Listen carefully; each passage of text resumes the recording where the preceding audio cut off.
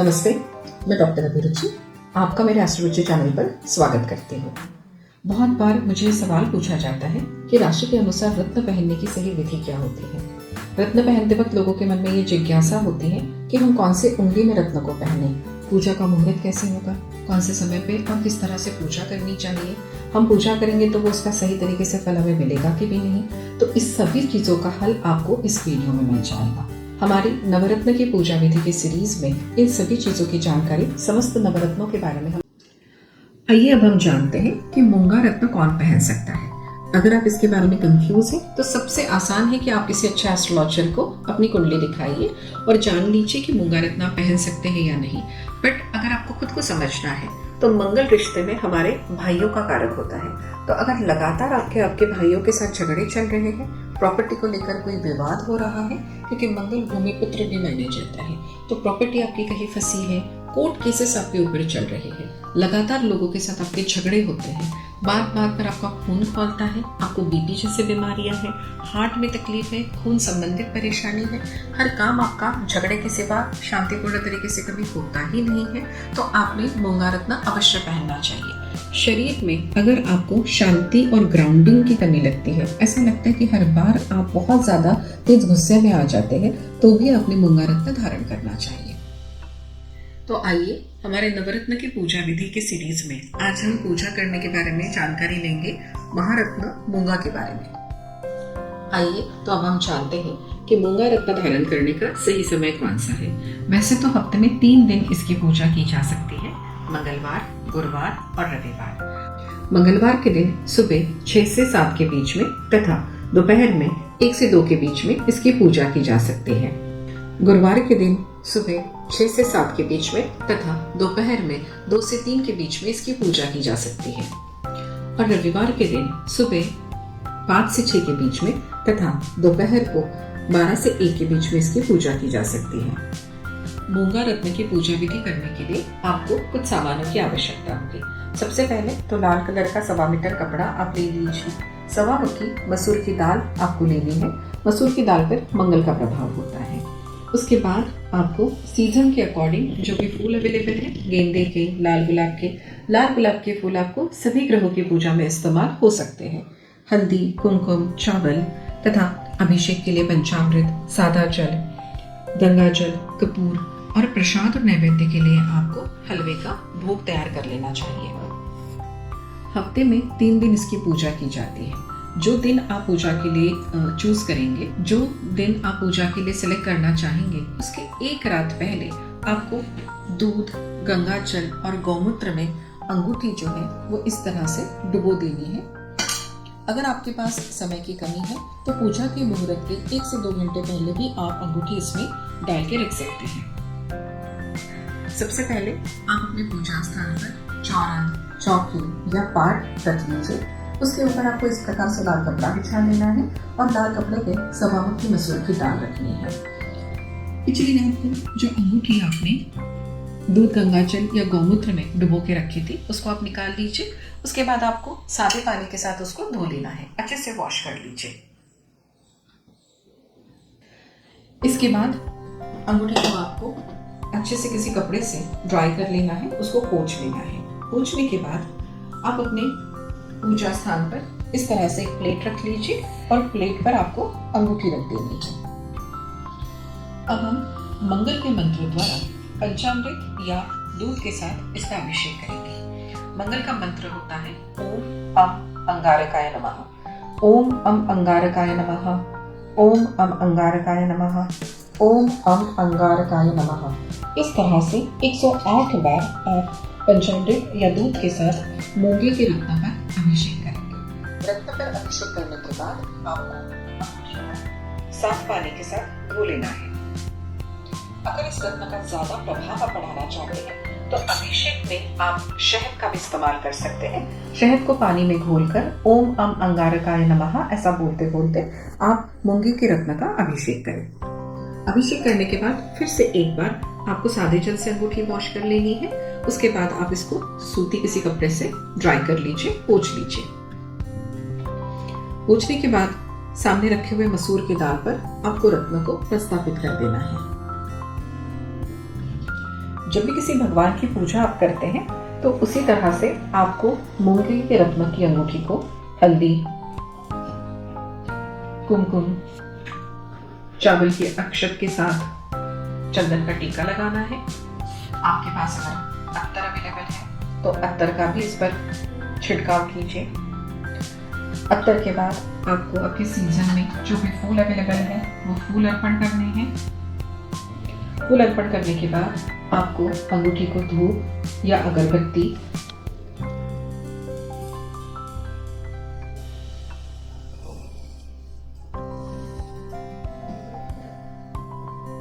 फूल अर्पण करने के बाद आप मूंगे की अंगूठी को धूप दीप अगरबत्ती दिखाएंगे।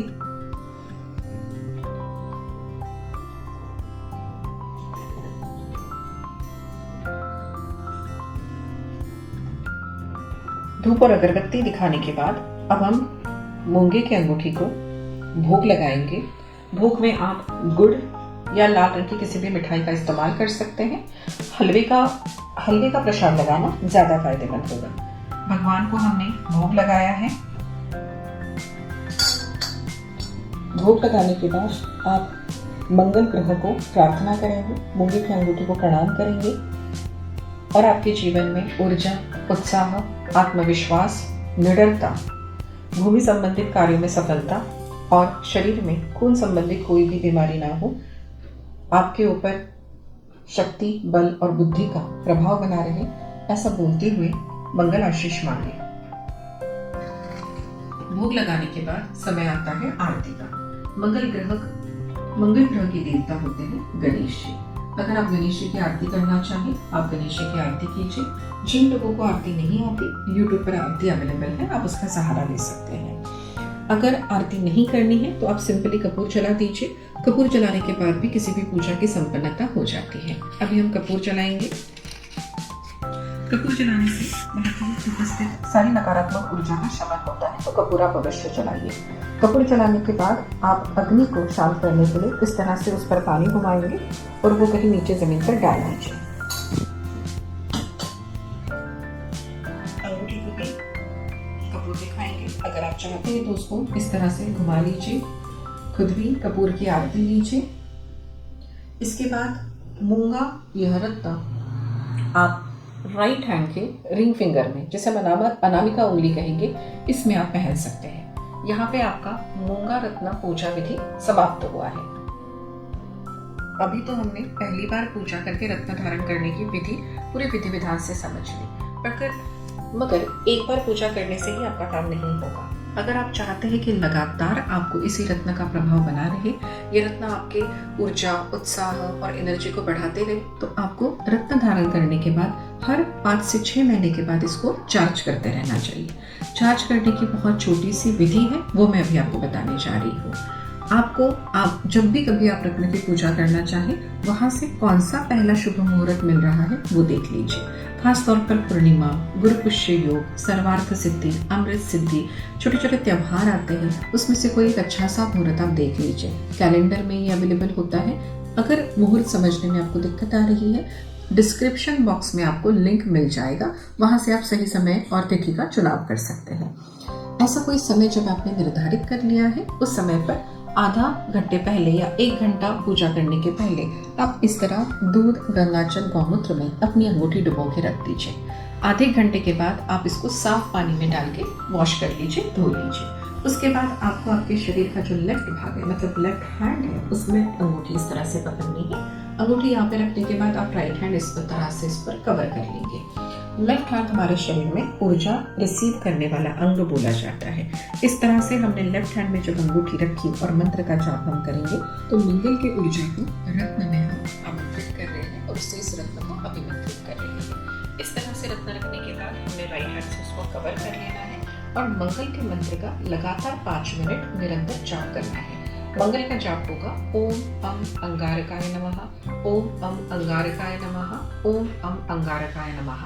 आप इस तरह से जाप करेंगे। मंत्र जाप होने के बाद आप अपने राइट हैंड के रिंग फिंगर में अंगूठी को धारण कर लेंगे।